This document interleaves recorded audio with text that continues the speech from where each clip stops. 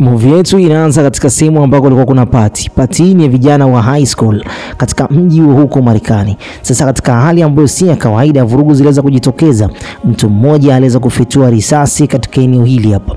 Basi kila mmoja aliweza kukamata njia yake. Katika nyakati ambazo walikuwa wanatoka, basi tunamwona mwamba mmoja anaitwa Khalili. Khalili aliweza kumkaribisha mwanamke huyu anaitwa Star katika gari lake na kisha akamwambia kwamba ngoja nikupe lift. Basi kipindi ambacho walikuwa wanapanda gari na mwisho kwanza kupiga stories hapa na pale katika gari hili, kumbe watu wao katika siku za nyuma walikuwa wanatambuana, yani kwa kifupi ni kwamba walikuwa na mahusiano. Basi waliweza kudiscuss kwa muda mrefu na mwisho wa siku wakaanza kuenjoy mapenzi yao kipindi cha nyuma. Yani kwa kifupi waliamua basi kupasha kiporo. Baada ya dakika kadhaa, basi kila mmoja walianza basi kushauriana angalau basi warudi nyumbani direct. Khalili alianza kuendesha gari na mwisho wa siku wakasimamishwa na polisi haraka sana. Polisi hao walianza kuuliza maswali mengi na Khalili alikuwa anawajibu kadri polisi walivyokuwa wanahitaji. Basi Khalili aliweza kutolewa nje ya gari lile, na baada ya yeye kuweza kutolewa nje ya gari lile, polisi yule alienda katika moja kati ya gari lake, na hapo katika eneo la gari lile alikuwa anakagua ile ID, yani leseni ya kwa kijana huyu. Hasa kipindi ambacho alikuwa anajaribu kuweza kuongea na Star ndani ya gari, yani alivyokuwa ameweza kuinamia katika mlango wa dirisha la gari hili, hapo ndipo alipoweza kuchukua brush, yani brush lile la kichwa, akaanza kujibrush. Katika nyakati hizo polisi naye akaanza basi kufetua risasi ghafla.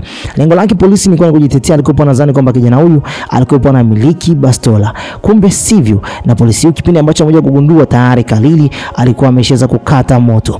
Kwa kifupi Khalili aliweza kufariki pale, na polisi huyu binti huyu aliweza kusoma badge yake, yani ID badge ambayo ipo katika kifua chake, namba 115.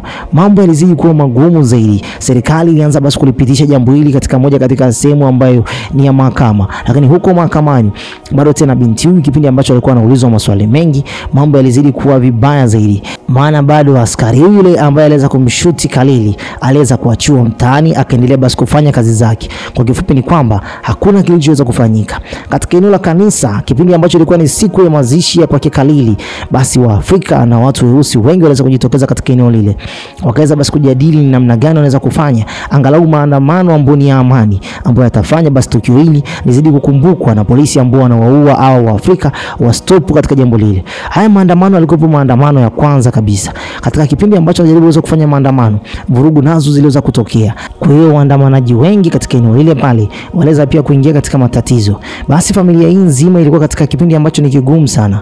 Maverick ambaye ni baba mzazi wa familia hii, hapo katika siku za nyuma kidogo, kipindi ambacho vijana wao walikuwa wadogo sana, aliweza kueleza wazi nini ambacho kinaendelea katika nchi hii.